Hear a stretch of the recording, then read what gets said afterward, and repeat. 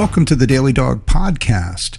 This is your Monday, September 15th podcast. This is week 4 of the 2025 season, and this is our off week. So that doesn't mean that we have less to talk about. In fact, we probably have more to talk about. We've got plenty to talk about. First and foremost, let's just have a big go Dawgs, sick 'em, woof, woof, woof, as we just celebrate yet another win over the Tennessee Volunteers. And what an exciting game this was. This was super exciting, really. I mean, more than we really wanted to, and a different game than we talked about. So what we're going to do here with 2 weeks to build up to the Alabama game, we got plenty of time to break down in detail the Tennessee game, and we're going to want to break this one down in detail and spend more time on it than we did the other games that we've looked at so far with Marshall and Austin Peay. Just so much you can tell about looking into games with those kind of teams. But in this game, we got plenty to dig into. But I think what we're going to do today is we're just going to do a reactions show. I'm just going to skim through. I've rewatched some of the game. I've dug through articles. I've looked around to see what people are saying, both within SEC media and national media. And I think I'm just going to kind of shoot from the hip here and do reactions because I'm still, if you're like me, I'm still just kind of buzzed and excited about what we saw on Saturday. The season got underway for real this week, didn't it? I mean, we watched the first 2 games, and like we've talked about, let's face it, had Georgia just blown those teams out 75-0, we'd have been happy. We'd have said, wow, look at Gunner. But it still would have come back to, well, wait until we play a real team. Wait until we play an SEC team. Wait until we play whoever. So, and even now, now that we've gotten through the Tennessee game, we get this off week, we turn around. I know everybody's already starting to think ahead to Alabama. And a couple weeks ago, when you watched Alabama lose to FSU and look like they were totally dominated on both sides of the line, I bet you started thinking, we got them this year. Then you watched what we did against Austin Peay and you thought, well, I don't know. And then what has Alabama done the last 2 weeks? Well, they went out and played Louisiana Monroe and destroyed them. And then they went out and played Wisconsin and they destroyed Wisconsin. But Wisconsin's probably not a good team. I mean, it's a name brand and it's a big team, but probably I saw somebody in talking about that game and looking at what it might mean from Alabama's point of view. What is Wisconsin? Wisconsin might be a 4-8 team. So I don't really know about that. I haven't dug too deep into them yet. We will as we analyze and get closer to analyzing the Alabama game for us. But right now, again, we're just going to stick with reactions. So reactions, again, a thrilling game, more thrilling than I think any of us meant to be. Couple other ideas. I have mentioned a lot, or we talked a lot about Vegas and how accurate Vegas is. Well, Vegas was both accurate and inaccurate here. Amazingly, again, when you look at the line and how close it comes down to dividing these games one side or the other, what did the line turn out to be? The line was 3.5. Started at 6.5 early in the week, went down to 3.5. There was movement towards Tennessee. We talked about that. And I bought into the idea, just looking at my analysis and looking at Vegas and thought, yeah, okay, probably a close game. Probably could be a field goal, touchdown, 1 possession game. And sure enough, what do we end up with? We end up with a 3-point game. So the line was 3.5. We had a 3-point game. So depending on which one you took, Georgia in the points or Tennessee in the points or Georgia. Anyway, again, I'm not a betting guy, but you know what I'm trying to say. Whichever way you went, there was heartache and just look, Vegas hand nailed it again, right? They were right on the line. 3-point game, 3.5-point line. However, they missed on the over-under. And the over-under, again, is a betting thing. I don't get too excited about that because I'm not going to bet, but it does tell us what we think or what the experts, the data analyzers and people thought, because people will bet, what's the total score in the game? Over or under. And the over-under was about 50-50.5. So like I said, means that Vegas was kind of looking at a game that we might have seen somebody win 27-23, been right at 50 points. Not the case. We had 85 points in this game. So Vegas was right and Vegas was wrong. And so were the analysts. We talked about coming into the game Friday and Saturday when we looked at what everybody thought. And honestly, what I broke it down to be, I went ahead and agreed with everybody. I thought this is probably going to be a lower scoring game. I think there were some people who thought this might be like a 17-10 game, like the Clemson LSU game was first week. Maybe some people thought, first one to 21 is going to win this game. I heard that said coming in. And I was always leaning more towards that, like 27. I think in the end, I told you that I thought it would be close. I thought it might get above one score, and I thought Georgia would pull it out. And I think if I remember right, when forced to put a score down, I said 27-17. So I did think that the Georgia defense would continue to have mastery over the Tennessee Josh Heupel offense, and obviously that didn't happen. I did think that Georgia would have some success on offense, and I would have called going into a hostile environment, an SEC road game against a top 25 team, I would have called putting 27 points up and winning a game. I would have called that successful for an offense. So I was thinking we would have success on both offense and defense, but I also said I wouldn't be surprised if either team won and, it would be within a score. So either team could have won that game. Obviously, it went to overtime. Tennessee should have won is a mantra that's out there. Kirby himself said that. I think the Tennessee players feel that. I know some of the Tennessee writers and media, sports beat people, they think that. And that's a reasonable point of view. I mean, they looked like they were in control for a lot of the game. And certainly when you come down to and you set up a game-winning field goal and all you have to do is make the kick to win the game, it's certainly reasonable to come away from that thinking we should have won that game because you had a makeable kick. And if that ball goes through the uprights, then Tennessee wins. And I was prepared for that. Sitting there on the sofa watching it, I had watched the whole game. I had started off in the first quarter I told myself, hey, we can fight her back. Okay, I'm not giving up. But, I watched us fall behind. I thought, well, maybe this isn't our day. And I was less distraught about what I was seeing in this game and like, oh my gosh, we might lose this game. I was more distraught in terms of just having so misjudged the team through the first quarter of the game. Looking at, wow, this defense maybe can't get a pass rush. This defense maybe isn't elite enough. And like a lot of people, I think you might have been able to tell throughout my discussion about where Georgia's going, I probably had a little more faith in Gunner. I didn't think we were sandbagging, but I told you, I thought that the combination of play calling, what the defense gave, and Gunner just getting comfortable and just not firing on all cylinders against a team that didn't require firing on all cylinders in these last couple games. I think all of that combined to see a repressed offense. And we talked about how we play our game no matter what. And so when we play our game no matter what, if everything goes right, we're heading towards 40, 45 points, 38 points, something in that range. If we succeed on offense, and it wouldn't matter what team we're playing, that's what we're going to put up. And if we don't succeed, we have a couple turnovers, we have a couple drives that stall out, we have a few missed plays here and there, and we just don't execute well, then we're not going to score 40, 45 points. We're going to score maybe 27 to 28 or 30 points, something in that range or less. So that's what we saw against Austin Peay. And so we talked about that, and that's what I thought we would come out and execute in this game. And so I was watching us drive and score on the first drive, and I thought, okay, there's some execution. But really, again, what I came in like everybody wanting to see was, can our offense do enough to be a contender in a game against an SEC team? And a team that I don't expect to be an elite defense, but I expect it to be a representative middle SEC defense. That's what I was thinking Tennessee would be this year.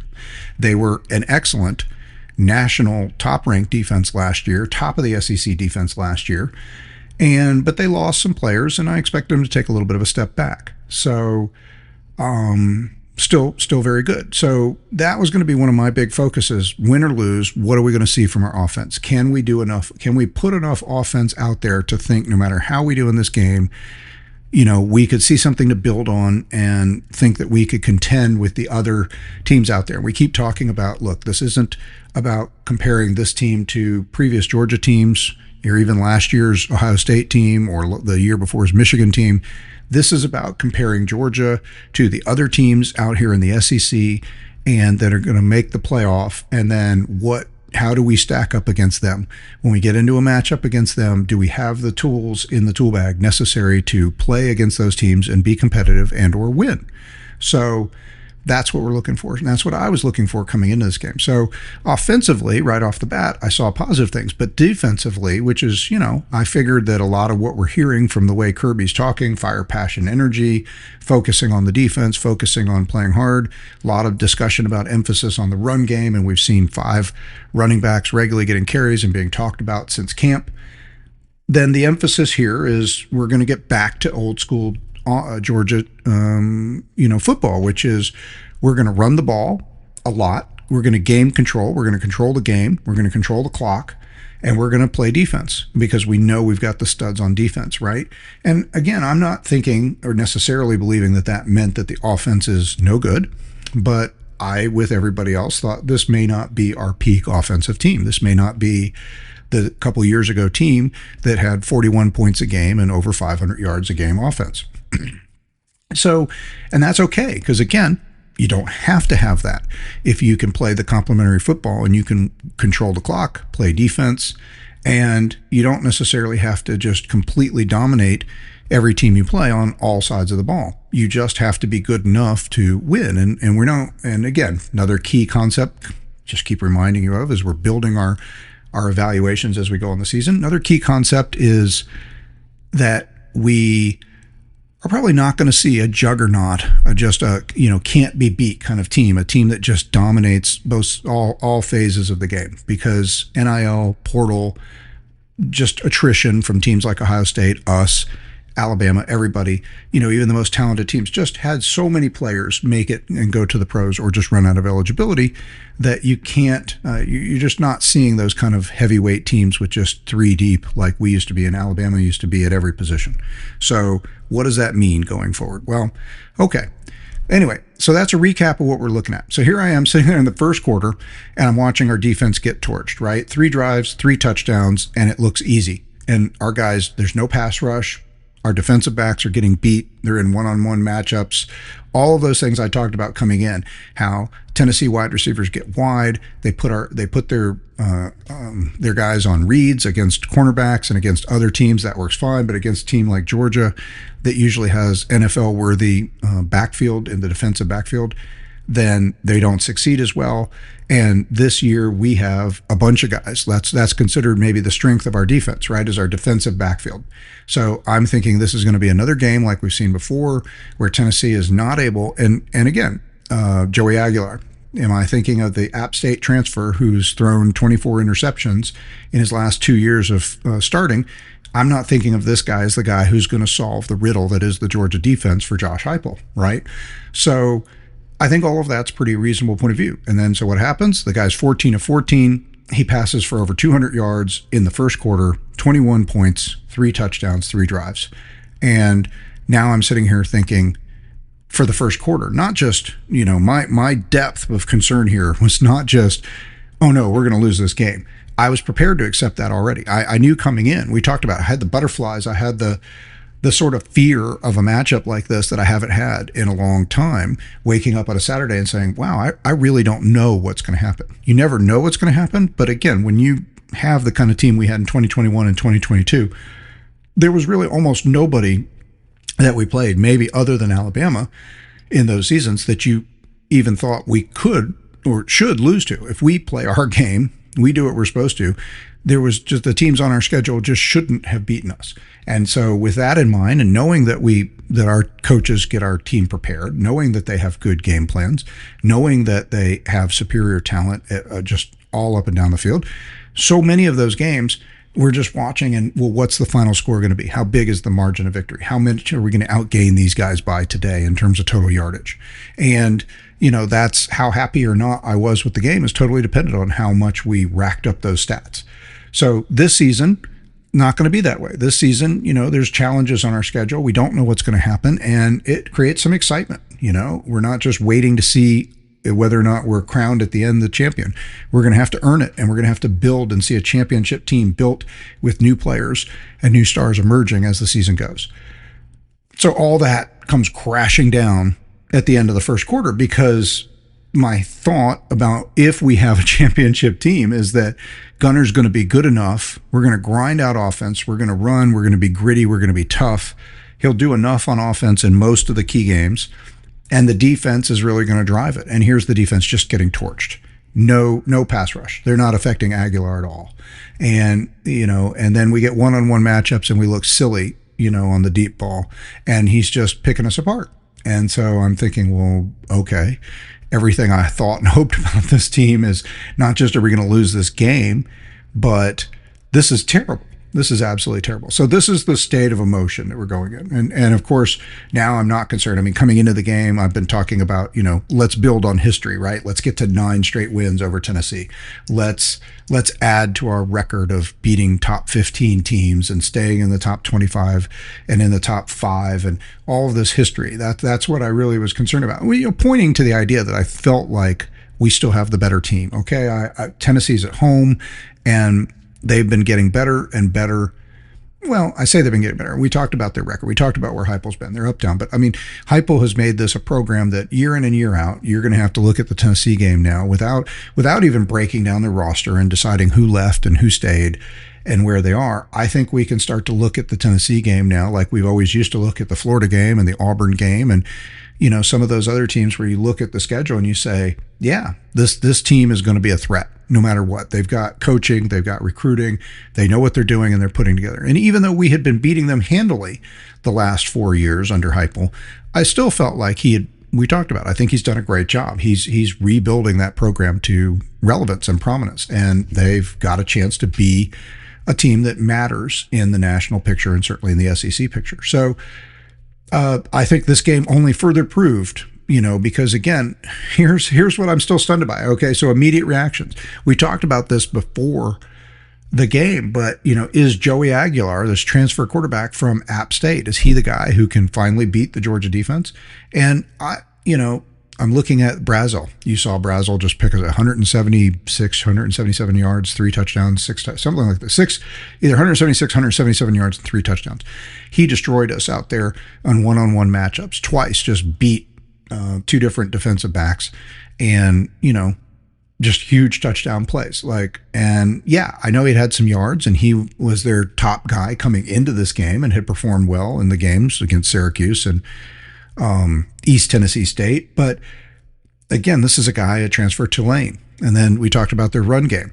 And one of the things I tried to let you guys know or talk about is while we spent all this emphasis talking about the passing game and how they run those read options, but both the quarterback and the wide receiver making reads, put them way out there on the splits, isolate the defensive backs, spread out the defense, all of that.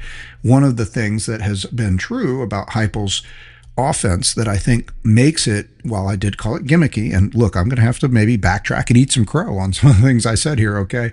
But I guess let me be clear. I only said that the kryptonite was sometimes the better teams. His record against SEC contenders, top teams contending for the SEC title each year, the last 4 or 5 years. His record against top 25 teams is basically at or around or just under 500. I think after this game, I think I said it was 7-9 coming into this game, and now it'd be 7-10. So, but let's be realistic. That record is largely true for most of the coaches out there in college football, no matter what brand name or team they represent. You just don't go around winning 70 or 80% of your games against elite competition. Most of a season in a college football season, you'll look at a team that goes 10-2, and when you break it down, in most cases they went, they had 8 games in a 10-2 season out of 12 games. They had 8 games against inferior teams, and they went 8-0. And then they had 4 games against teams that were legitimate top 25 teams, or also bowl game teams, or something in that regard, like some way that you could classify them, say, well, they're an 8-win team, or they're a bowl team, or they finished the season as a top 25. A typical, especially in the SEC, a typical season, you might have 4 of those games and 8 games that if you're a team like Tennessee, if you're a team like Georgia, if you're a team like Auburn historically, or Florida, that's what your schedule should look like. 8 games that you probably should win with no questions asked, and another 4 that are probably toss-ups. And because they're toss-ups, statistically, most people live up to the toss-up. They win 2, lose 2. So what does that yield? 2 wins against top 25 teams, 2 losses, 8 wins against teams you should have beat, 10-2. Look at you. You're in a great bowl game.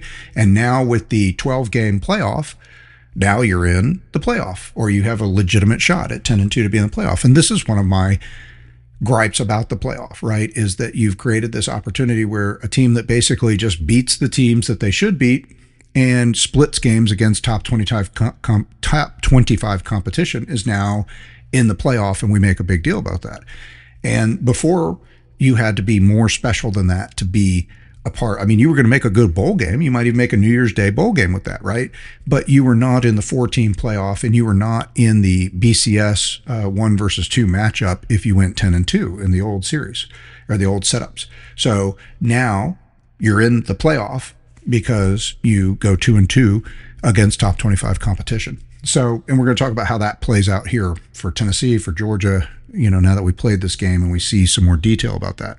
So, what does that mean here? Going back to our game. So, Josh Heupel is a coach who's basically in that area. He's winning half the games that he's getting against the better teams out there, but he has been unable to win the games against Georgia. And again, let's give him credit. He has won twice against Alabama, and he has won against Florida, and I'm trying to think who are their other rivals. I mean, their rivals, they consider their border rivals and state rivals, Vandy and Kentucky, and most Tennessee coaches have won against those. The Vandy-Kentucky game is usually in that, 8 games that you're supposed to win game, right? Maybe not this year. Vandy is now a top 25 team after destroying South Carolina on the road. We'll come back to that, and I think they're probably deserving of that, but they're in the top 25. Kentucky is still one of those teams that Tennessee ought to win this year, but the Vandy game is, not going to be a gimme for anybody who's got Vandy on their schedule. So,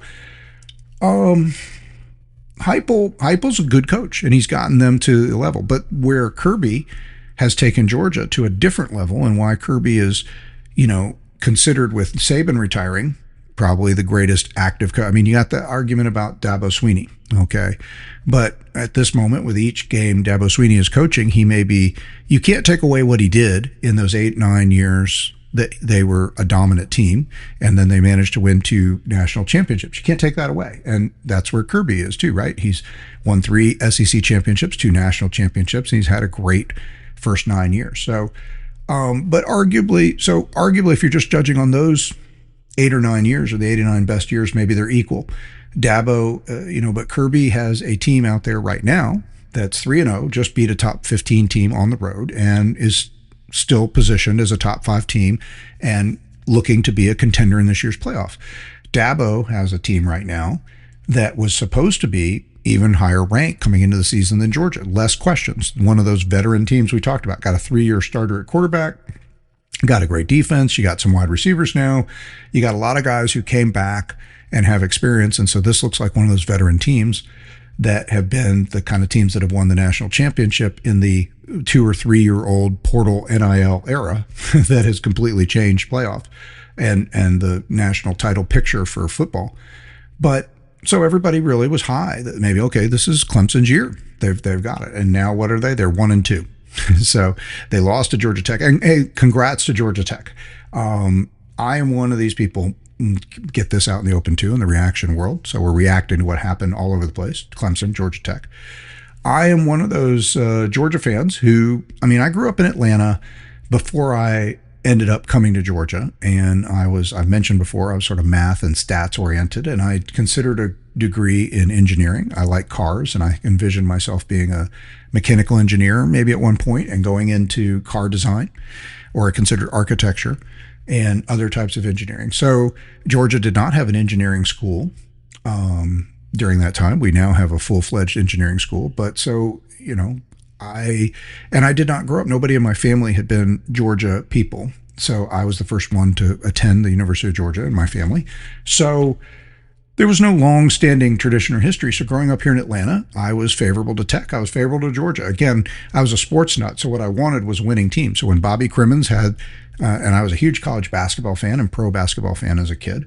So when Bobby Crimmins had Georgia Tech as a perennial NCAA contender, I was all in on that, living here in Atlanta, like, go Tech.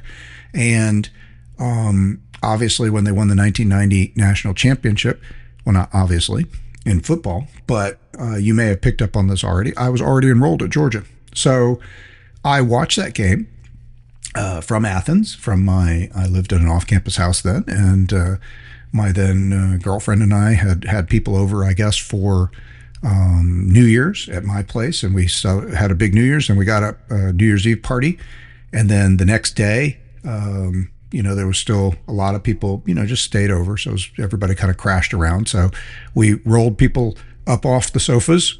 And again, don't get the wrong idea. It was not a big drunken party. We didn't do that kind of party. It was just a good New Year's party. Everybody stayed up late. And then to be safe and hang around, people stayed over. So we rolled people up, though, and then turned on the TV on New Year's Day, which is back in the day was one of the greatest traditions of sports, is to turn on the TV and New Year's morning and just watch great football games all day, one after another, that were so meaningful and impactful, and see who's going to win the national championship.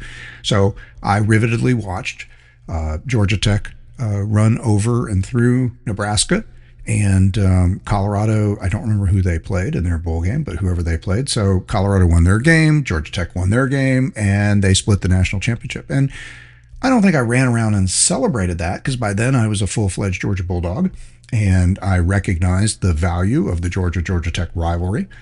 And we had lost to Georgia Tech, the first. I have to go back and look at the record, but we lost at least a couple of the early games in my early years as a student at Georgia Tech. So I think we lost my freshman year. They had that terrible turf, if I remember right. So now I'm going to dig way in. I'm going to go off memory. Haven't looked this back up just to make sure. A lot of times I do these things off memory, but sometimes I take a quick look because I know I might mention it, and I look it up just to make sure I have the facts or I remember it right. But I'm going to say that this was Rodney Hampton was our running back then. And I've already mentioned, like on Friday, Saturday, we're talking about our offense even back then was still basically 3 yards in a cloud of dust. That was the formula of Georgia football. Play great defense, junkyard defense, have a great stable of running backs led by one, soon to be super pro top recruit or top, draft pick guy going to the pros, and dominate, rushing the ball, time of possession. And so Rodney Hampton was the great running back. He went on to play with the New York Giants and had some great years in the NFL, and he was a fantastic running back. And if I remember right, I think my freshman year that Rodney Hampton got hurt on that crappy Georgia Tech had this really terrible AstroTurf. A lot of people might not remember original AstroTurf, not like the awesome field turf they have now that's probably better to play on than actual grass. But the AstroTurf was basically just this little plastic low pile carpet put down in some cases over concrete. And a lot of times people's turf shoes, you couldn't wear cleats. Like they still wear cleats now on our field turf because it simulates grass and dirt with wood chips or ground tire grounds or whatever in between the deep blades of the fake grass on field turf. But the excuse me, the AstroTurf was just really thin stuff with no padding, no cushioning, and nothing you could dig into. So you had to wear these little things called turf shoes, and they were just like had little rubby knobs on the bottom of them. And two things either happened all the time. Either if there was just a little bit of moisture, you slipped and slid all over the place like you were playing on ice, or you just didn't get very good grip. Or sometimes it would be the exact opposite. Your foot would stick, and you would go to pivot or turn, and your foot would just lock into the turf, and people wrenched their knees and their ankles all the time, and there were terrible injuries. So anyway, I think Rodney Hampton got tackled or tore, I don't know if he tore something, but he hurt himself, I think. He was out for the game, and Georgia Tech, I think, if I remember right, I think they won that game 33-22. So I think that was my introduction my freshman year to the Georgia Tech rivalry. And I learned something I'll go ahead and say about the Georgia Tech rivalry, and I'll make another comment. So now we're really rabbit trailing off of the impressions from this game, but let me get to this for a minute. So here's my thing about Georgia Tech. Georgia Tech fans are the worst. Okay. I live here. We live here in Atlanta. I've grown up around them all the time, but Georgia Tech fans, in most of my lifetime, and a lot of the kids I knew that went to Tech, and I had friends that went to Tech and have been around a lot of Tech fans, when they win the game against Georgia, and that hasn't been often lately, okay, but when they win the game, you won't hear the end of it. Every time you see somebody who went to Tech, they won't even say hello to you or acknowledge you by name. They'll just quote the score. Like that. I might walk up to him, say, I knew a friend who was named Brett, And Brett went to Georgia Tech. So let's say I walk up to Brett. Hey, Brett, how you going? Brett would just 33-22 would be his answer. I mean, before he says hello or anything else, just like, okay, that's great. But you go find Brett after we win. Let's say we pound them this year 51-7. That is a score from the 2002 game, by the way. So let's say we pound them 51-7. And you go up, same thing. And let's say I'm going to be I'm not going to lead, like I haven't seen Brett in a while, so I'm not going to lead with 51-7. I'm just walk up, say, hey, Brett. And Brett and I talk, and if I bring up, say, man, you think you guys are going to be more competitive next year? I mean, you guys got your butt kicked, right? 51-7. That's pretty bad. And that's when Brett would probably turn around at this point. Brett, the mythical Georgia Tech fan, he'll say, oh, well, you guys at Georgia, you're just blockheads. All you care about is football, bunch of goofy, stupid sports fans. We're, at Tech, we're more sophisticated than that. All week, you guys are all going to work for us someday anyway. So, get your degree, whatever, come work, you're going to be our employees. We don't just focus on football, whatever. We don't care. That's not important. And that's been my experience, especially years ago, is that the Tech fan is going to be all in your face if they win. But if they lose the game, it's like, oh, stupid Georgia fans, all you care about is football. We're so much smarter than that. You're going to work for us anyway. Boo. So that is one of the reasons that I find the Tech game, despite the fact that the series has been horribly uneven in our favor for the last 20 plus years, I find this to be one of the most important games every year because we live with these Tech fans and they're ridiculously obnoxious. And I don't need people who are going to disappear when they lose, but be in your face 365 days a year when they win. So it's important that we beat them. And, I was a little disturbed, I have to say, when I was at the game, the Austin Peay game, listening to the students wind their way through Glory, Glory, and then get down to and the hell with Austin Peay. I always feel like that the answer at the end of that is always to hell with Georgia Tech. It doesn't matter who you're playing. We have to keep the pressure on. No matter what team is out there, the song ends with to hell with Georgia Tech. Okay. So, all right. Now that we've covered that, let's get back to, so Tech won. Congratulations to them. And you say, okay, wait a minute. I thought you were just complaining about Tech. I am. But I want Tech to win all their games and then lose to us. I have always wanted to see the Georgia Tech Georgia Tech rivalry be like the Florida State rivalry was in its peak years in the 90s, right? When that was must-see television at the end of the year when the two of them played and they came in and they were both top 5, top 10. One of these teams is going to win and probably have a leg up for the national championship, or maybe they'll even have to play again, in the national championship. I think that happened once. So, but this, where everybody has to watch this because these are two of the best teams in the country. I want to see it be, I don't want to hear about the game and have to hear all about how great it is watching, the stupid Ohio State band Dot the I. A tuba player goes out there and stands, oh my gosh, it's the most amazing thing in sports history. A tuba player stood here. So I'm so sick of hearing about the game. Oh, it's so big. It's the game. We don't even have to say what it is. It's Ohio State, Michigan. Great. You guys historically have beaten up a bunch of weak sisters 10 games a year, and then you play one game against a talented team at the end of the year and your cross-border rival. And, and then everybody, accolades and, they're most amazing teams. Okay. So I want in on that action. I want everything focused on us, right? So Georgia Tech needs to do their job. Georgia Tech is one of the great teams in history, like we talked about on the Saturday podcast. They are one of the top 25 or 30 teams in history. They have 4 national champions in their history. In the 1950s, they were one of the most dominant teams of all time. You probably heard about the Cumberland game, right? The famous Georgia Tech owns the most lopsided game in the history of college football, 222-0, which is literally like scoring on every third play. Okay, so I can't even imagine that, but that's we'll cover that in a history discussion one day coming up in the off season probably. But that's Georgia Tech. I mean, Georgia Tech has history. They have, and they should be great. I mean, yes, it's a tough school, but guess what? Georgia's a tough school too. Georgia is cranking out Rhodes Scholars. Georgia is cranking out, an academic reputation that is a solid top 25 or better national school. And Georgia Tech is a top school as well. And I applaud them for that. And I could have seen myself going there one day. So I'm not trying to rip on them, but I don't want to hear these excuses about, oh, it's so hard to get a Georgia Tech, you know, it's so hard for us to get in. And yeah, look, you know, Michigan has great players. Ohio State's a great school. You know, there's a lot of great schools out there that are, you know, considered top elite schools that can play good football. And so that excuse doesn't exist anymore. There's a lot of elite schools that are elite teams, so Georgia Tech's got to step up. They're in a fantastic recruiting zone. Georgia is right in the top 2 or 3 or 4 every year of the most talented, rich states in the country. And Atlanta is an incredibly desirable place. Players of pro and college sports love and want to be in or near Atlanta.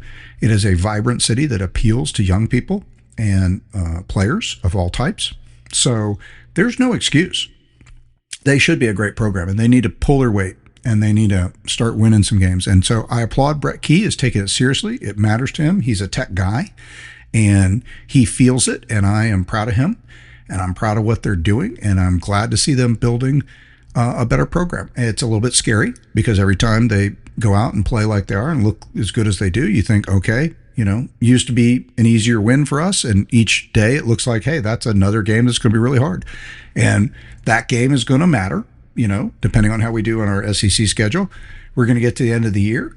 And, you know, especially if we get to the end of the year and we're 9-2 and we got one game left, again, 10-2 is where everybody thinks if you've won the right games, you've beaten some top 25 competition, and you've got a good resume. Everybody thinks 10-2 is going to be borderline for, or at least, you know, kind of where you could start to feel pretty reasonable about being part of the playoff. So, you know, I mean, it could matter. I mean, Georgia Tech could be a pair of 9-2 teams this year, or better, hopefully for us. Maybe I'd like to. I mean, look, if we're 11-0 coming into the game, then win or lose, if Tech is a top 25 team, then win or lose, we're probably still a playoff team. So that's great, okay? That's what we need to be looking at, and that's what we need to be building this season. But Tech is, you know, Tech, I thought they were anywhere from an 8 or 9 win team coming into the season. I think they're at least that now. I mean, we don't need to get too crazy. Again, Clemson hasn't looked good so far, okay? They were trailing Troy 16-0. So I don't think it's exactly a huge deal that they lost to Tech at Tech. Tech probably, you know, based on the way Clemson has played so far this year, probably should have won that game. But congratulations to Tech. Congratulations to being in the top 25. Keep on winning. Let's be an ACC champion, because I want to see, you know, this game has been moved this year to Mercedes-Benz Stadium. It is being billed as a big, it's got its own time slot now, which is really great. We've moved the game last year and this year to Friday after Thanksgiving. So not on Saturday with the other games, but on Friday, it's got its own prime time, or I don't remember if it's prime time or midday, but either way, it's got its own time slot. So the whole country can be watching and focusing on this game. Let's give them something to watch. Let's have number 3 Georgia versus number 9 Georgia Tech. Okay, that's going to be fantastic. And it's going to matter so much more when we win that game than if we lose it. So there's my perspective on that. All right, so we got way off the topic there. Going back to what we saw and what's going on right now. So immediate reactions. Okay, Tennessee's a good team. All right, top 25 is already out. We moved up to back to number 5 from number 6. And guess what Tennessee did? They stayed right at 15. So the pollsters watched what they did, and this is a good reaction for both Tennessee and Georgia, right? They looked at Tennessee coming close to beating Georgia and said, "Yeah, we thought you were the number 15 team in the country coming in. You almost beat Georgia. That means you're still the number 15 team in the country." In fact, I pulled up the points. You know, you can see how many points each team gets when you look at the poll. They had 537 points last week. They have 583 points, I think, this week. So they actually gained ground with voters in their loss to Georgia, and they held on to the 15th slot. So that is impressive for both Tennessee and for Georgia. That's a great statement for Georgia. And then Georgia moved back up to number 5. We had swapped places with Oregon, and now Oregon, again, didn't lose. They looked good or okay, I guess. I didn't see the game against Northwestern, but the score was adequate. And again, they had the same problem we've been having, right? You keep playing teams that you're supposed to beat, and nobody knows what to think of it. So you're supposed to beat Northwestern by a lot, and I think they beat them by some.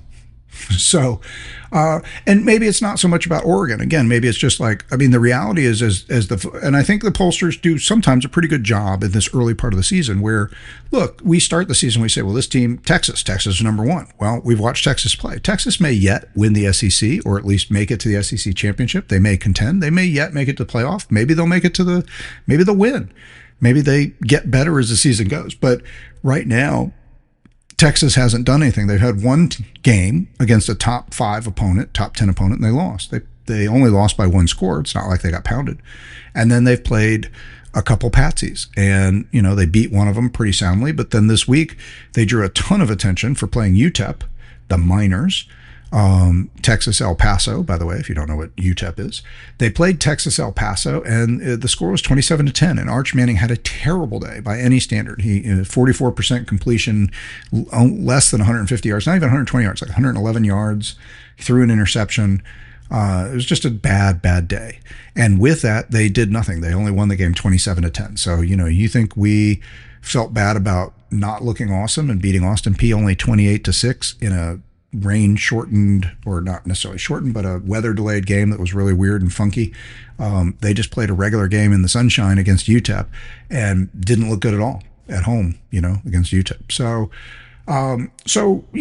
we have to readjust. Texas comes in the season. Everybody thinks they're number one. They're not number one, okay? So they haven't lost a game, but they're not number one. Georgia came into the season as a top 5 team. Then we looked just okay. And like I said, I think it was more credit to what other teams had done, like Oregon beating up Oklahoma State, and, a legit team, but probably not a good one this year. And so they leapt ahead of us while we just putzed around. Well, we went out and played a top 15 team on the road. And again, I think that's going to hold up. I think Tennessee is going to finish the season as a top 25 team, maybe as a top 15 team, maybe as a playoff team again. I undervalued them. I think we all did. I think the media started thinking that. That's why the line and the sort of the picks moved towards Tennessee. Is the idea was, well, Georgia's clearly the better team, although we don't know really what they are yet compared to their older selves. And Tennessee is not as good as their older self, and so they probably take a step back, but lower top 25. Then they started playing games, and everybody said, no, okay, maybe they're not. Well, guess what? Losing to Georgia didn't change that perception. In fact, it's only elevated the perception that they are a legit top 25 team. They may yet, don't forget, in the SEC, they're not behind us now by a game. They're behind us in SEC standings, but they're not behind us by a game in the SEC East anymore. And that used to make it really, really hard to lose a game to your division rival and still make it, who was also going to be a top competitor, and still make it to the SEC championship. But Tennessee, let's say they roll through the rest of their schedule, we could have a rematch. Okay, so it'll be interesting to watch what happens with Tennessee. But look, Joey Aguilar was really good. Okay, yes, he swooned in the middle of the game, but he was good enough to win the game. The Tennessee defense at times got torched and at times looked great. But hey, that our defense did the same thing too, right? Both we put 502 yards of offense up. They put 496. So we put up 44 points, 38 in regulation. They put up 38 in regulation. So, there's no one place you could point to. We were a little stronger against the run. We in both directions. We talked about how important and how we lost ground against the run. And so this game was nice to see how the run worked out for us, because we nearly got to 200 yards. We had 198 yards rushing, and we basically, all the rushing in the overtime, all 25 yards to the touchdown overtime were, so we finished, what I'm trying to say is we finished in regulation, we finished at about 170 yards, but that's still good against a top 25 team. The yard per carry average wasn't awesome, in the threes or something like that. So, but we committed to the run, even though we had a lot of runs that didn't go very far. We committed to the run, and we had kind of an equal number of runs that were successful, meaning we got 4 or 5 yards or more, and we're not successful, meaning we were stuffed at the line or worse. So it was kind of a 50-50 on that, but we stayed committed to it. It was part of our game plan, and it worked. Even though we had a lot of no yards or minimal yard play, we didn't lose any ground. We held onto the ball, and we gained the yards that we needed, and we scored points. So our commitment to the run was there. And on the other side, we held the run down. They did get over 100 yards. So we allowed 125 yards rushing. And most of all that's in regulation. They didn't really run very far at all because they had to kick the field goal without gaining a first down in the overtime. So, so their run game, and you say, well, 125. We talked about. I told you, we'd been able to hold teams on average to 70, 80 yards a game in our two championship years, national championship years, and we've been slipping. 2 years ago, we averaged letting teams run for about 115, and then last year it went up to or 110, and then last year it went up to 130. And so 125 sounds a lot like 130. Well, again, you were playing a team that is an elite run team. Tennessee averages over 200 yards a game rushing over the last 3 or 4 years. So that's one of those funny things about the Hypo offense is that he does put in a lot of emphasis on the run, and they are a strong run team. So holding them to 125, they came into the game, again, just with those 2 games, but whatever. They came into the game averaging 250 yards a game, and you go back and look at last year, and they averaged about 228 yards a game last year. So you can pencil them in as a 200, 225, 230 yard a game team across a season. So we held them, let's say, to roughly 100 yards under their average. So and they also had been good at stopping the run. So we exceeded what they allow on defense. In our run game, we exceeded what we had been doing against good teams last year or two in our run game, and we held them down. So we gained back those margins. We talked about that last year's team slipped, where they had been giving up more on run and getting less out of the run. And in this game, we regained that. So very impressive. Gunnar Stockton. I think everybody is saying, hey, Gunnar Stockton proved he's the guy or a guy. Okay, he may not be. I mean, you might still say, hey, we could do better. I don't know. But look, Gunnar Stockton accounted for over 340 yards of offense and 3 touchdowns. He completed over around 74% of his passes. He got over 300 yards passing, 2 touchdowns, and he ran for another, I think it was 34, 38 yards, something like that. So again, 340 plus yards and 3 touchdowns. And he guided the team to 38 points in regulation, 470 yards in regulation, 500 yards overall in the game, and 44 points. He did what was necessary to win a game against a solid, high-quality top 25 defense, and he, and there was, yes, look, I think Herb Street did a good job during the coverage. If you're watching the game, pointing out where there were still a lot of times where he was a little too quick on his reads. He bailed out of the pocket a little bit. He left some yardage maybe out there. There were some open plays. But look, there's open receivers on, just like there's holding basically on every play in football. And, you hope that they only call the egregious. There's open receivers a lot of, sometimes you see it and you see the coverage and you see a guy get sacked and they freeze for the frame and you see that every receiver is covered. But on a large percentage of the play, somebody's open. And that's why pass rush and pressure in the pocket matters, right? Because, like I said the other day, there is no defense, and you saw this against Tennessee. There's no defense for the perfect pass, or sometimes even a good enough pass. Or the defense, really what you saw is a couple of those long bombs with Tennessee getting those yardage on us were not necessarily perfect passes. They were passes in many cases that we had people, at least 2 of the 3 of the long bombs, we had somebody in position who could have made a play, okay? And they got beat. And they were one-on-one matchups, and they just lost the matchup. And you think of the one in the second half when Tennessee scored its first touchdown in the second half.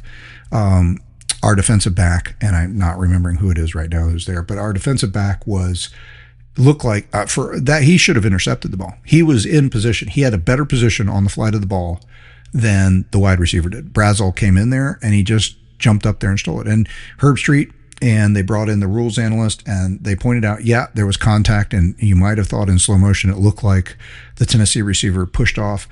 I didn't feel, he made contact, he had his hand on our guy's shoulder, and then he went up and got the ball. But it did not look like he gained a significant advantage, and I think it was a good no call. I would rather see all of the games go where those kind of things aren't called rather than see that called. So I don't have a problem with it. I think what needed to happen there is our guy just needed to be stronger to the ball. He was waiting on the ball, and he let the receiver come in to catch up to him. And it was kind of a wounded duck, and he was in the right position, but he let the receiver play the ball and outplay him to the ball. And then he wasn't able to tackle him or stop him from there. He just waltzed in the end zone.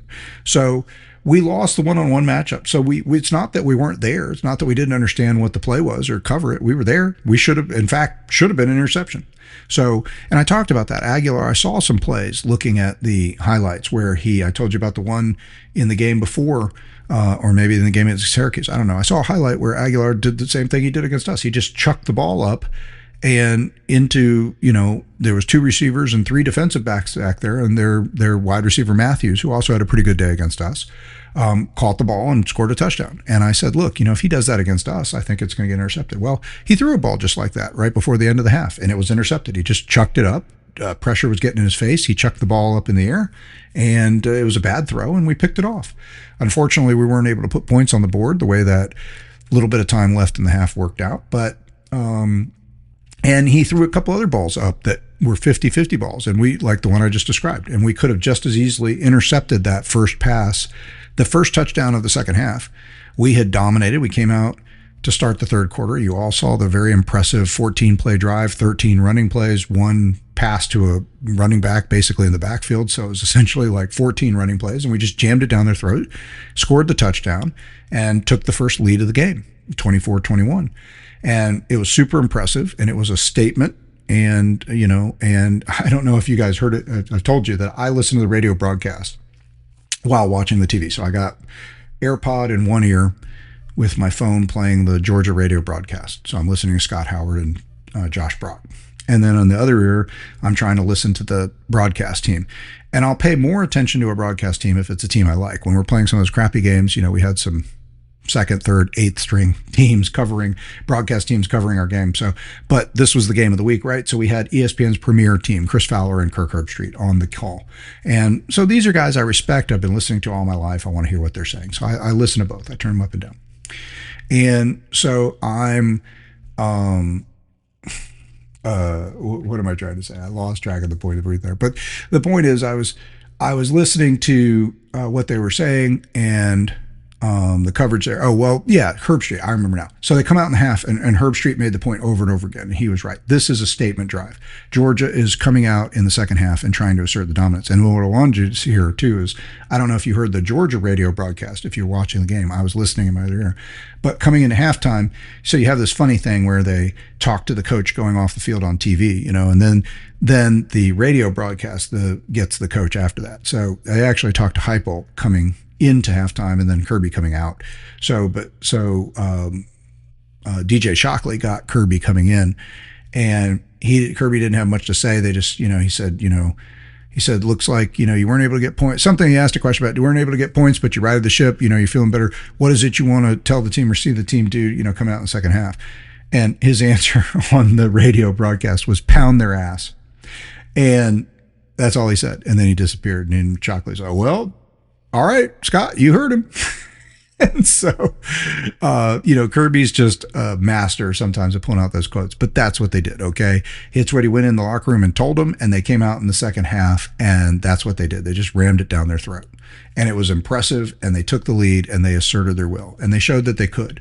Now, Tennessee showing their mettle, that's not where it ended. Tennessee eventually got in front of that run, okay, started shutting down our run, and then all of a sudden they got their offense going again too.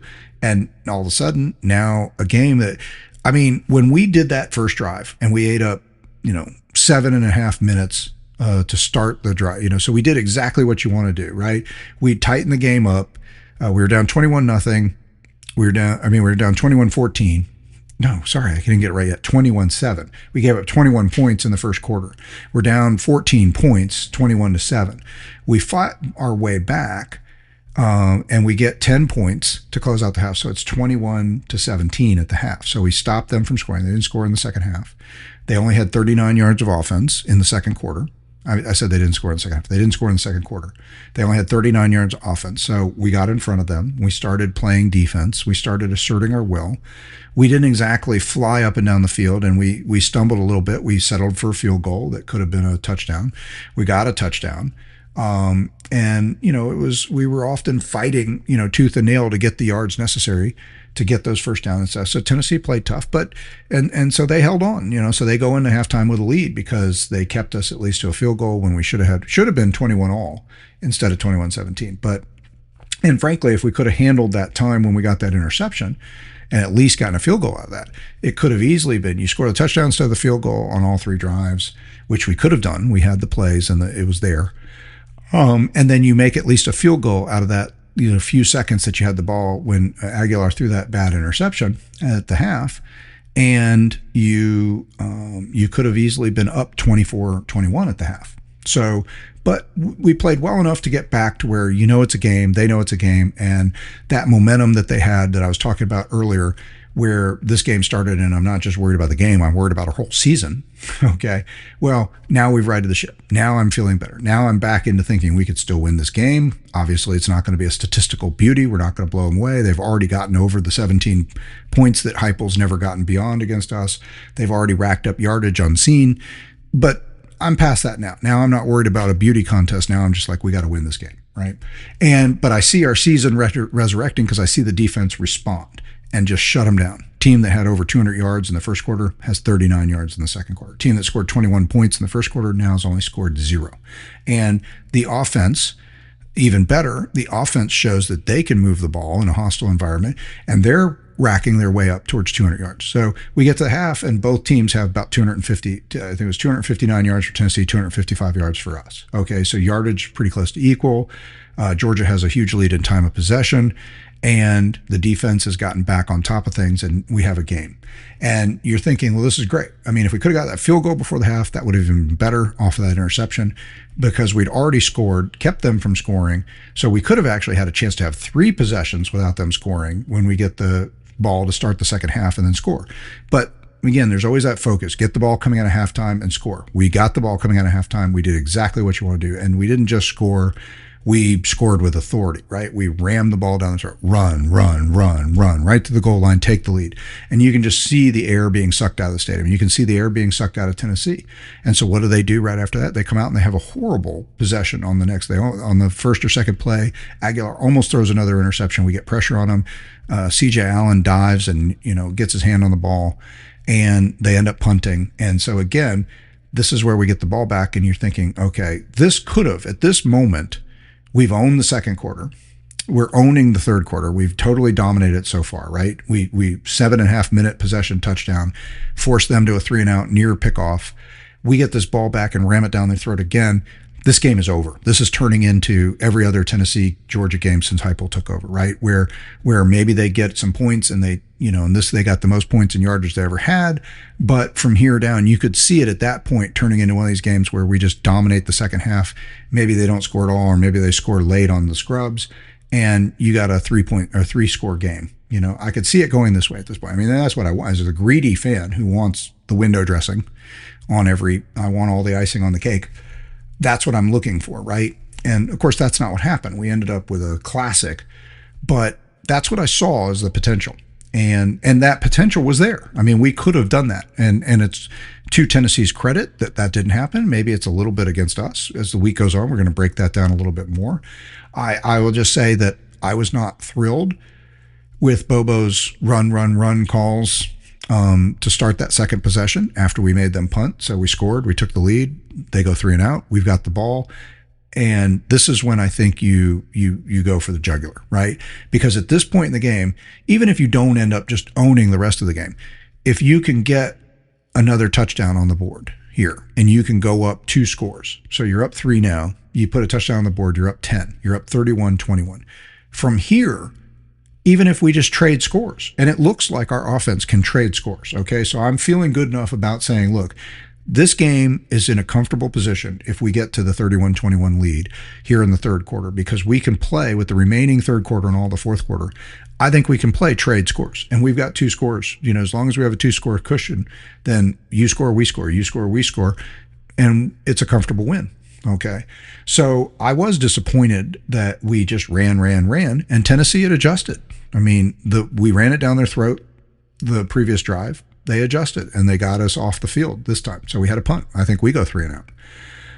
I have to go back and look, but it was, now I was disappointed, but I also understand Kirby and Bobo's thinking, because at this point you'd run down their throat the last drive, 14 plays, do it again. I mean, just break their will, eat the clock. I mean, if you can do it again, another 6, 7, 8 minute drive, the game's over. Okay. So But it didn't happen, and we end up punting pretty quickly.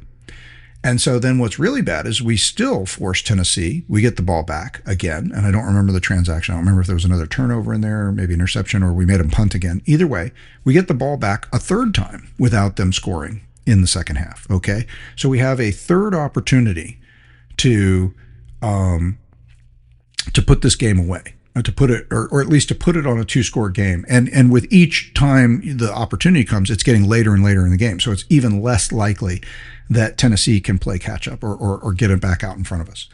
So instead, we go back to, primary run plays again. And we end up in going for a long third down pass after 2 run up the middle kind of plays. And that's where my disappointment came. I probably would have preferred a more aggressive, you ran it down their throat on the first drive out of the half. So on the second drive after the half, after you made them punt and you still have all the momentum, go for the jugular, go for some downfield plays, take a chunk shot, just break their will and get that ball in the end zone, get that 2-score lead.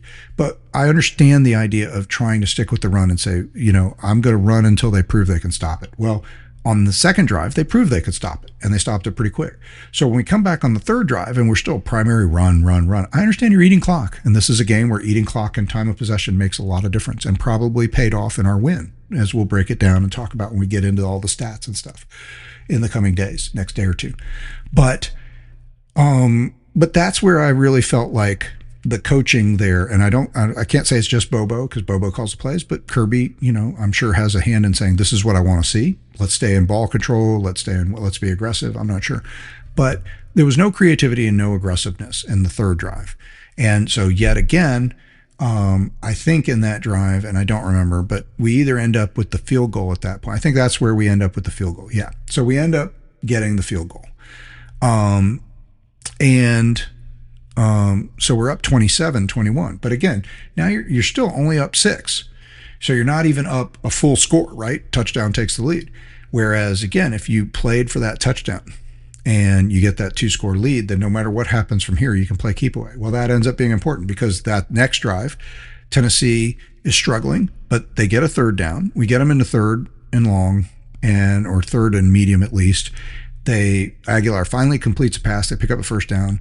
And then on the next play, I think it is, they get the long bomb for the touchdown, and now they're up 28-27. And so that's just, like, oh, okay, here we are, we're down again. Now, again, we turn around and respond.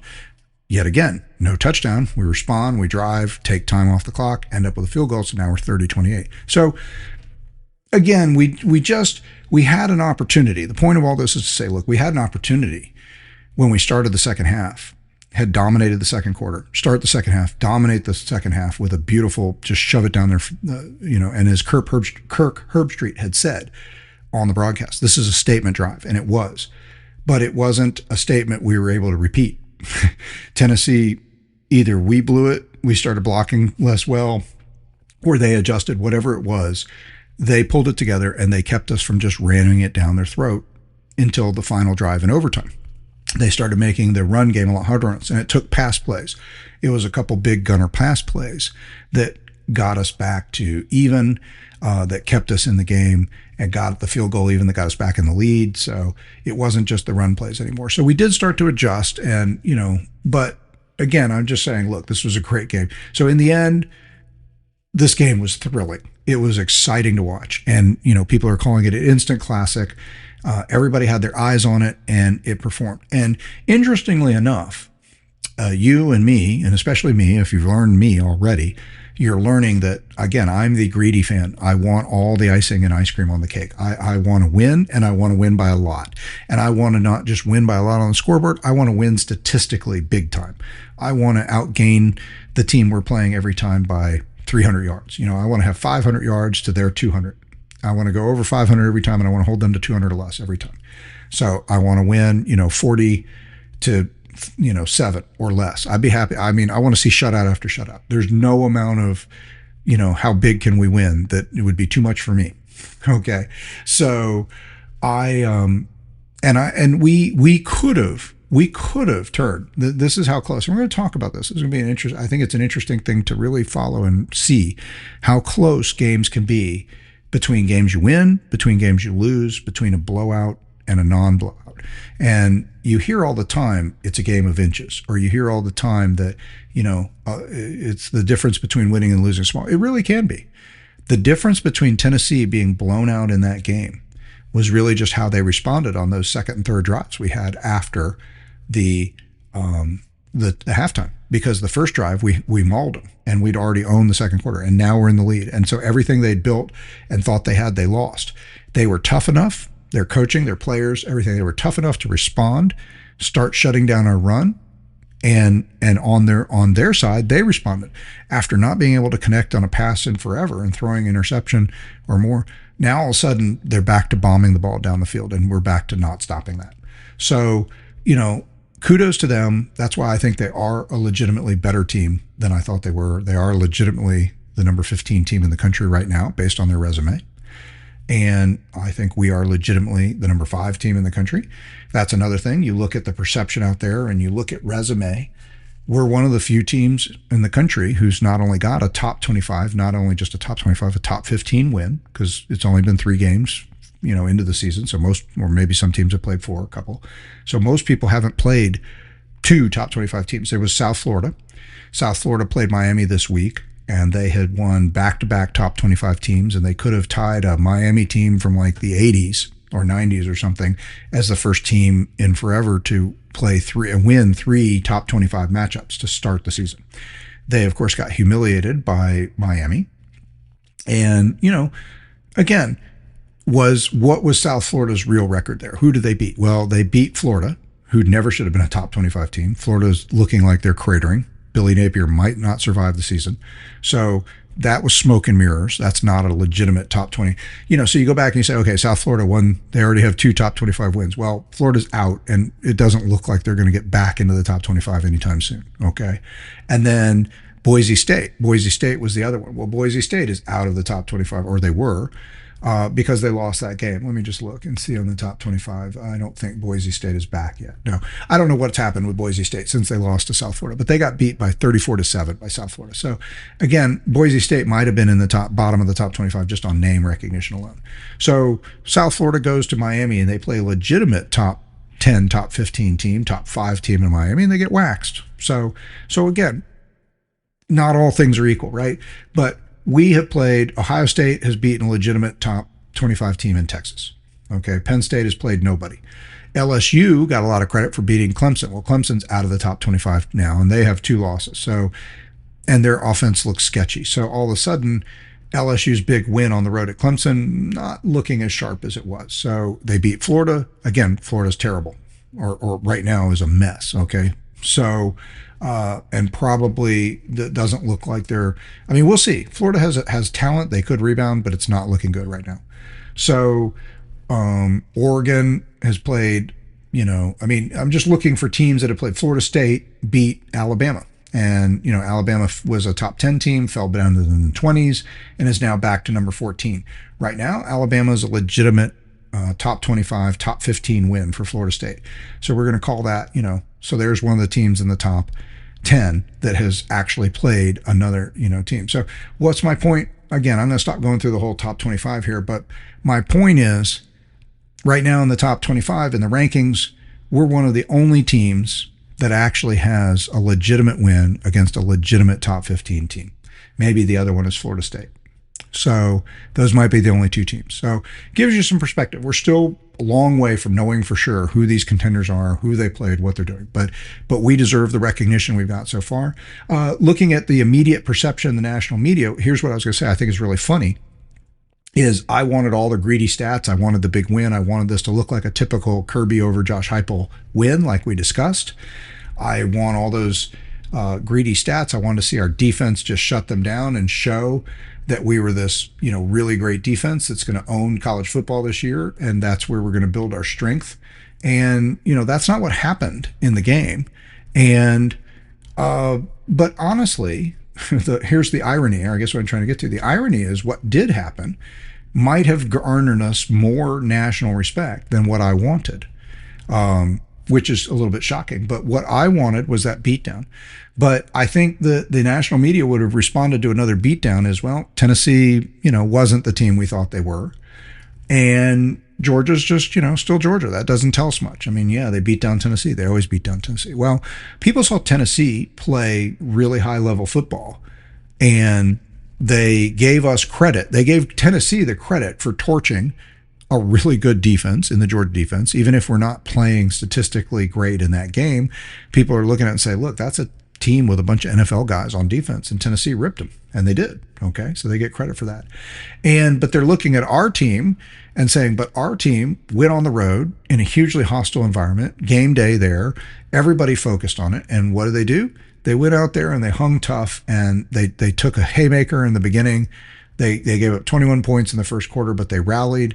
Then they won the rest of the game, and they won they won the game. I mean, again, at regulation, it's what do you call it? It was 38-all at the end of regulation, right? So no matter how it came together, Tennessee won the first quarter, 21-7, but from there, we won the rest of the game 31-17. So the rest of the game in regulation, then obviously we won the overtime. But so we still did assert ourselves, much like we had like last year. Like last year we were down 10-0, and then we win the rest of the game 31-7. Okay. So this game was very similar to that, actually. And again, just small differences. We'll break it down more in the next day or two. But it's really kind of those small differences. So But because of the closeness and because of the grittiness and because of being on the road and because of Tennessee performing as well as they did, I think actually more people saw this and are saying, hey, because if we had let's put it this way. If it had been an all defensive game and we went out there and we won like I predicted, 27-17, let's say that was the score. And it was primarily defense, and we had a couple turnovers, and the offense was pretty good. Let's say we put up 385 yards on offense, 410 yards on offense, and we had a defensive turnover or a turnover that led to points, or even a pick six or something like that. And then people would have said just what we thought. Georgia defense is great, but they still would have looked at it and said, I don't know if Gunnar Stockton and that offense are good enough to be title contenders. What they saw from this game was they said, hey, wait a minute, we were questioning Gunnar Stockton. Gunnar Stockton's a dude. If Gunnar Stockton can play like that against a top 25 team on the road in a hostile environment when his team's down and all the pressure's on him, then Gunnar Stockton is good enough to be a team that could lead this to title. Now, again, it's one game sample size, right? But that's what you come from this. Whatever you might want to see and whatever Gunnar left on the table, it could have been better, yards, points, whatever. What you saw was this was a guy who could do everything we just said. He could take over and he could lead the team when they'd been punched in the mouth, when the defense, the heart of the team, had given up put us in a bad position. He could lead the team, put the team on his back, and score enough points against a good athletic top 25 team defense to win the game, to put up 500 yards and 40-something points, 38 points in regulation. That's enough. And this is, as we've been talking about, comparing us to the other teams out there. And that's what everybody else is doing. They're saying, okay, Georgia has enough at quarterback after all to be a national title serious player here. Now, looking real quick, ESPN put out their list where they go through all their experts and writers, and they have everybody ranked, or put in who they think the 12 playoff teams will be. And Georgia, they do it by seed. They just go down. So Georgia was between 4 and 7 pretty much across the board, in that. So again, I don't think our actual perception has changed that much, but I think it's solidified. But I think that solidification was a big deal. I think people were putting us there because they looked at the other teams and nobody overwhelmed them. And they looked at Georgia and Georgia's history and the name brand and the G on the helmet and Kirby Smart. And they said, well, we can't ignore Georgia and we don't want to look like idiots. So we're going to put them here at 5 or 6 or 7. But we're wait and see. And, we don't know if they really have a quarterback that can be a legitimate title contender. Well, we came out of this game and they said, oh, yeah, Georgia is that team. They are number 5 on average. We still don't think they're the best. They're still looking at Ohio State, Penn State, and look, those teams will have to prove it some too, and they'll get their time. But they're looking at that and they're saying, we've got a quarterback, And generally, they're forgiving our defense. They're giving Tennessee credit on offense, and they're saying, look, that's still a super athletic, high-end defense, and they'll probably pull it together. Kirby Smart usually does. But they do have a quarterback. So this game actually probably, what I'm getting at, is probably created a much more healthy impression for the national idea of what Georgia is this year and where we stand as a contender. Probably was a lot stronger than the game that I wanted, the game that you probably wanted, the game we all wanted, where we just comfortably go into Knoxville and we just beat down Tennessee 30. Again, the average score, not just against Heupel, the average score in the last 8 games had been 38-13. So we've just owned this series. So Tennessee, it's gotten closer though. I mean, last year was only 31-17. So that's only a 14-point win, 2-score win, but it was solid. And it looked like a bigger beatdown because it seemed like we made a bunch of mistakes, started slowly. They started with a 10-0 lead. And like I said, we won 31-7 the rest of the way. The year before, when we'd been in Knoxville, they had the 75-yard or 80-yard touchdown on the first play.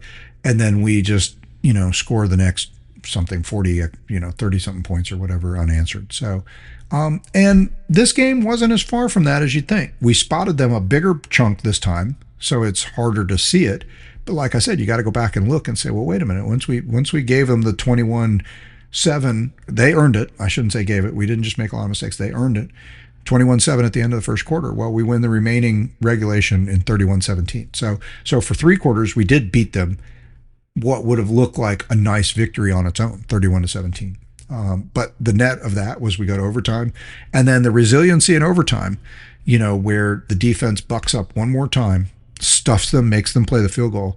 And, I couldn't believe it. I mean, I commented on the chat thread and I do chats off of Substack and the website, thedailydawg.com during game days. And so I was doing the chat, and I put out on the chat, I just said speechless when they missed the field goal.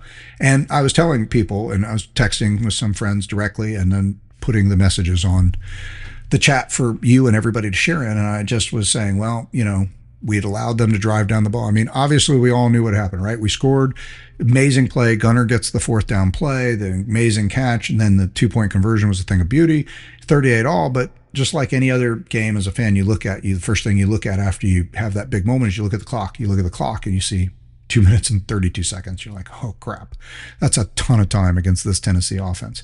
And had we held them down all in the second half, you might have thought we could do it again. But so far we hadn't held them down. That's how we got in that position, was we didn't hold them down very well. So, you're thinking, okay, the defense needs to rise up one more time and make them punt. Don't let them get the field goal. Let's get to overtime. And then you just watch them methodically bleed the clock and run down to the other side of the field.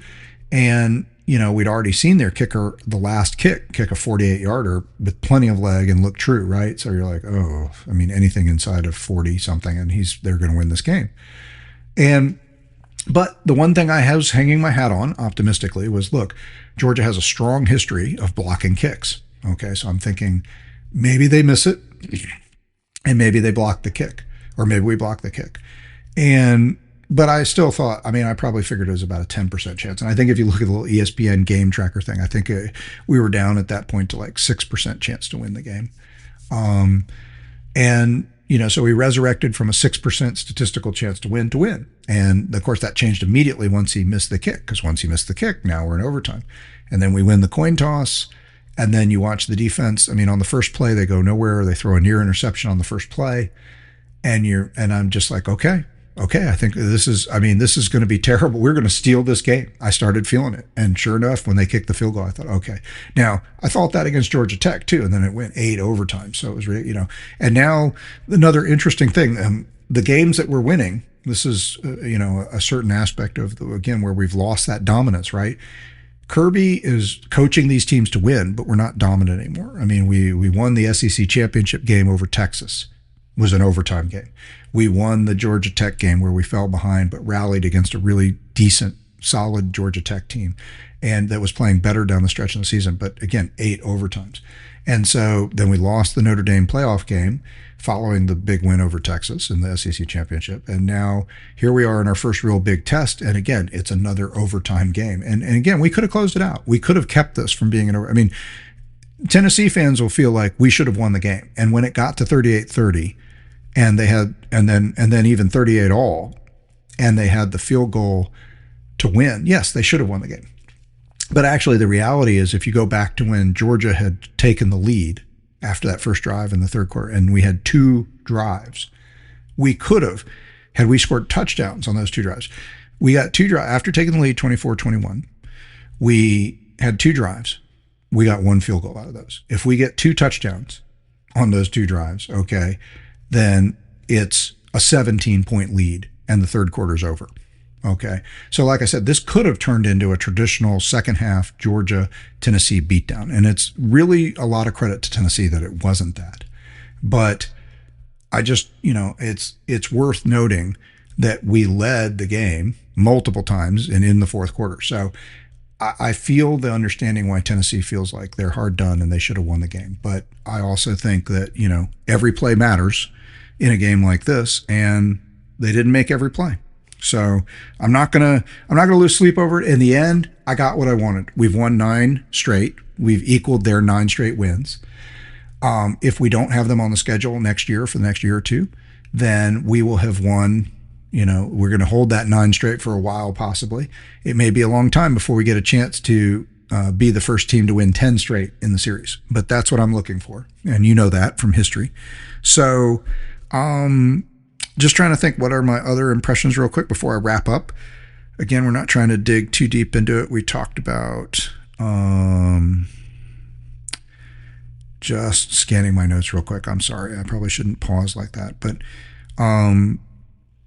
overall, I couldn't be more proud of the team. I guess I think that they did show grit and determination. I think that they showed a team that we can believe can be a contender, not just because Gunner proved that he could be a quarterback, which maybe we should have all had a little more faith in him.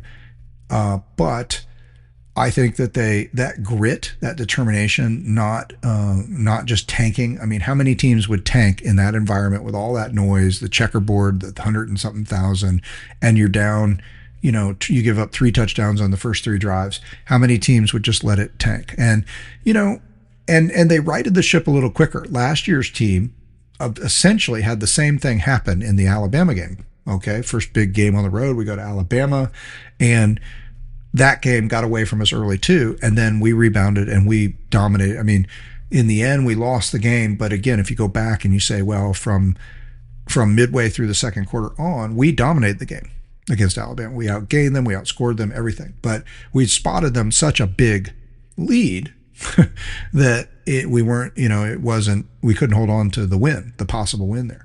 So this team did stop the bleeding a little earlier. It wasn't 28-0. It was 21-7. And 21-7 is one of those scores I was talking about the other day. It looks terrible, right? Like 20, they have 20 something and we still are in single digits.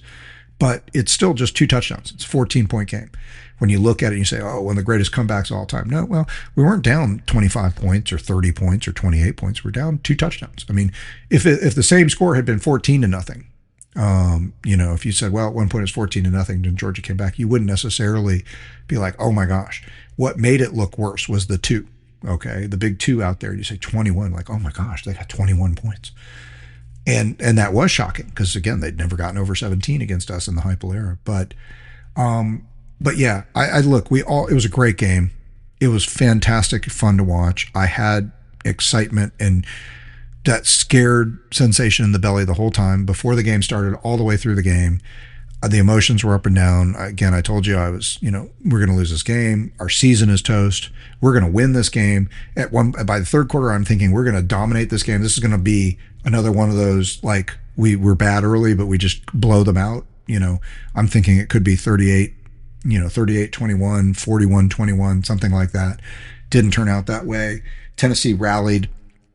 So kudos to them and kudos to our team. I mean, they individually at times played great and had big things to work on. And we're going to break down and talk about the defense. We're going to talk about the offense. But, this team has heart. This team plays together. I think that this team is earning after. I don't want to say that anybody felt entitled last year before. I don't know what they felt. I'm not in the locker room, okay? But how could you not?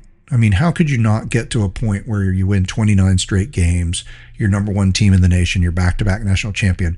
How could you not basically not have the energy and the passion about proving anything? I mean, it's amazing Kirby was able to convince them that they were somehow disrespected in the underdogs in 2022.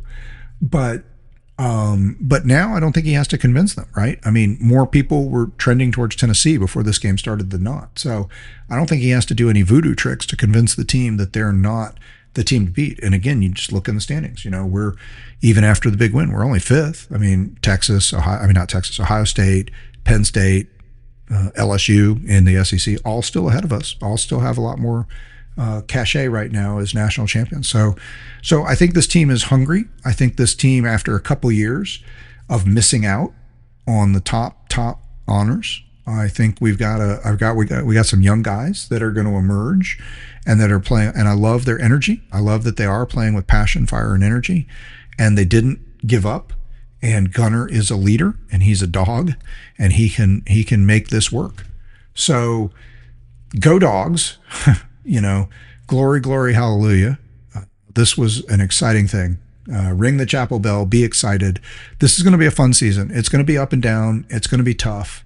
But this is going to be a team that we can put our emotion, our energy behind. And I think that's the impression we should come from this, is we should think this is going to be an exciting season, and we don't know where it's going to go.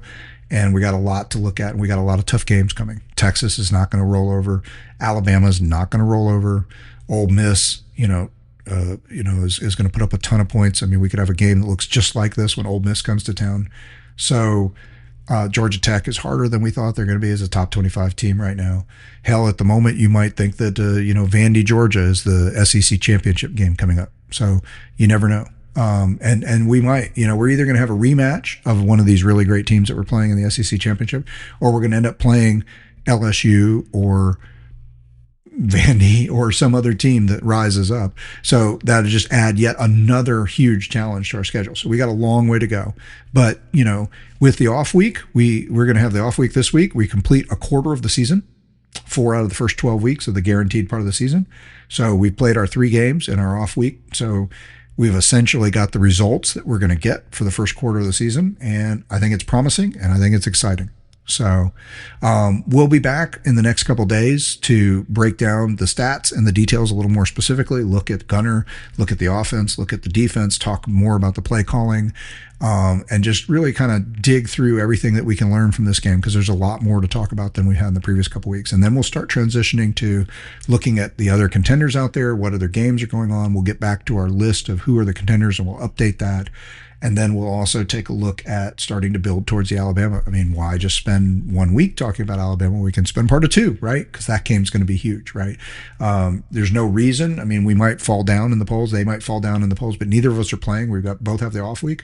So they're number 14. We're number 5. So it's yet again another back-to-back top 15 matchup.